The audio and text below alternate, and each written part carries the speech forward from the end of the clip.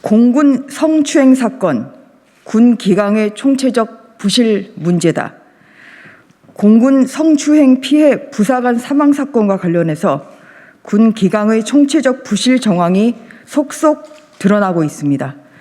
피해 신고 후 초기 조사, 수사 단계부터 피해자 보호의 개념은 아예 존재하지 않았고 노골적이고 조직적인 은폐, 회유 및 무마 시도만이 있었습니다.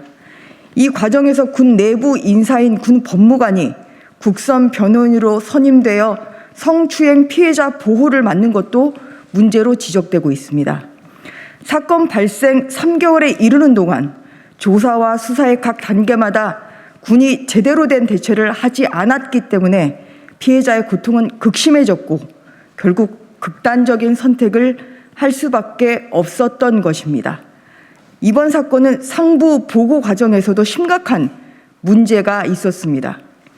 공군은 지난 5월 23일에서야 국방부에 단순 변사 사건으로 축소, 은폐 보고했고 이틀이 지나서야 피해자 성추행, 사망 사실을 보고했습니다. 전후 사정을 알면서도 성추행 사실을 은폐한 것입니다. 어제 피해자 유족 측은 다른 상관에 의한 성추행 피해가 최소 2차례 더 있었다고 주장하면서 국방부 검찰단에 고소장을 제출하기도 했습니다.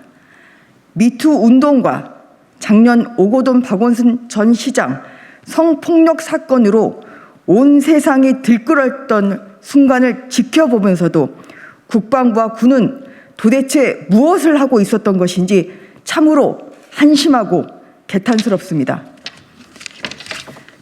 권력형 성범죄가 발생할 때마다 피해자 중심주의가 아닌 가해자 중심주의 대처 방식이 큰 문제가 되었는데 이번 사건도 마찬가지입니다. 피해자의 안타까운 사망으로 인해 군 성폭력 문제뿐 아니라 군 기강 해이와 총체적 부실 문제가 전면에 드러났습니다. 국민의힘은 다시는 이러한 일이 발생하지 않도록 재발 방지를 강력히 촉구하며 전 군의 성폭력 사건 피해 현황 전수조사 실시를 제안합니다. 또한 사건의 축소, 은폐 및 군기강 해이를 몇 명의 직계 해제로 꼬리 자르기 할 것이 아니라 국방부 장관과 공군 참모총장이 사퇴라는 모습으로 책임을 져야 합니다.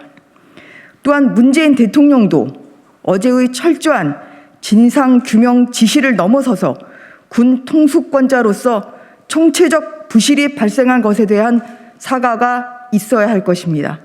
이상입니다.